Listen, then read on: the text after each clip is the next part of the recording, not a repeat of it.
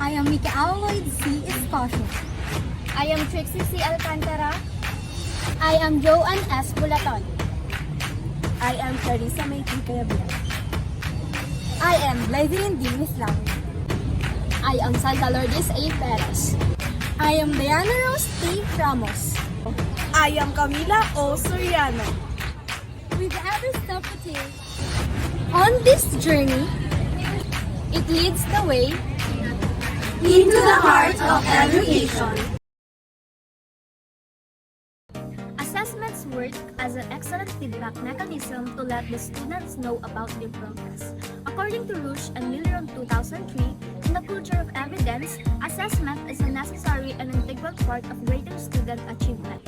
It becomes a tool for improvement, to improve learning, teaching, and the curriculum. Therefore, assessment is an inevitable part of the teaching-learning processes. It determines the effectiveness of the curriculum, and at the same time, it assesses and evaluates the learner's performance. There are different assessment tools that can be utilized throughout the process where feedbacks are drawn. In this video, you will be exposed to some forms of assessment tools used by the teacher during our observation at Bayambang Central School. Ma'am Passis, a grade 6 teacher at Bayambang Central School, offers various illustrations related to the lesson for the students to be able to absorb the lesson well during the assessment of learning. She also uses exercises or questioning and recitation with her students.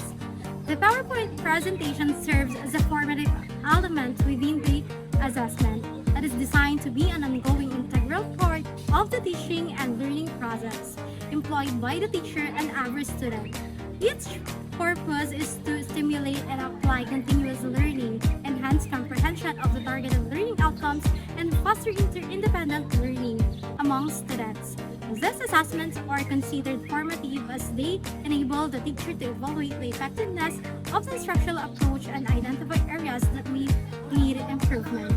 By actively participating in such activities, the teacher gains insights into what worked well and what didn't during discussions, thereby influencing the students' perspectives.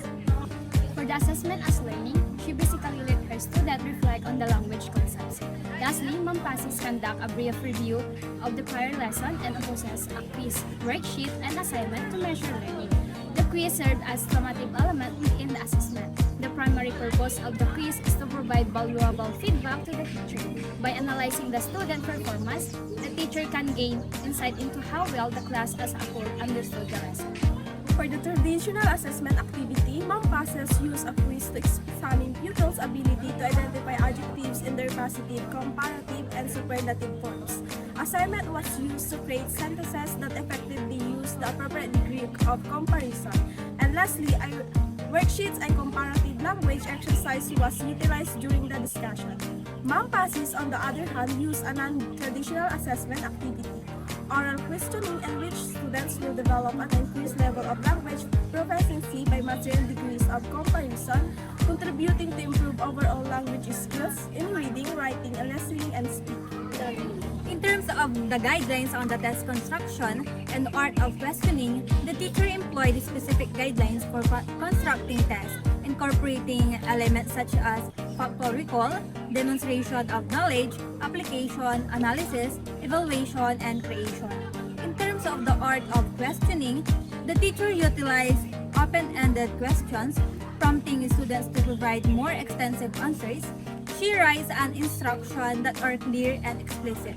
Before the students start answering their assessment, the teacher will read the instruction carefully so the student will be able to understand the main point of the instruction in every assessment activity.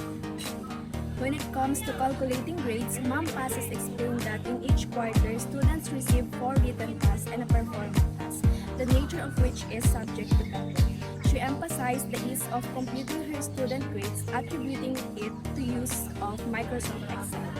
Leveraging Excel functions and formulas, she streamlines the grading process by sorting students based on the various criteria such as names or grades.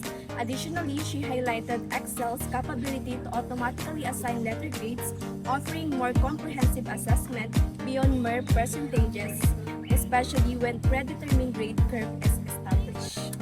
As prospective educators, course, we want to guarantee the courses are more entertaining and engaging, while also ensuring the students do not feel pressured to perform well on assessment, enabling cooperation and engagement in the classroom will also help students feel less anxious about assessment, as these are used to determine their performance, providing them with the guidance on strengthening their areas of weakness, encourage them to advance and progress.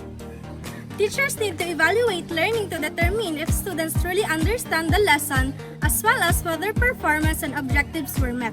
Assessment and evaluation are important because they determine whether a course learning objectives are being met.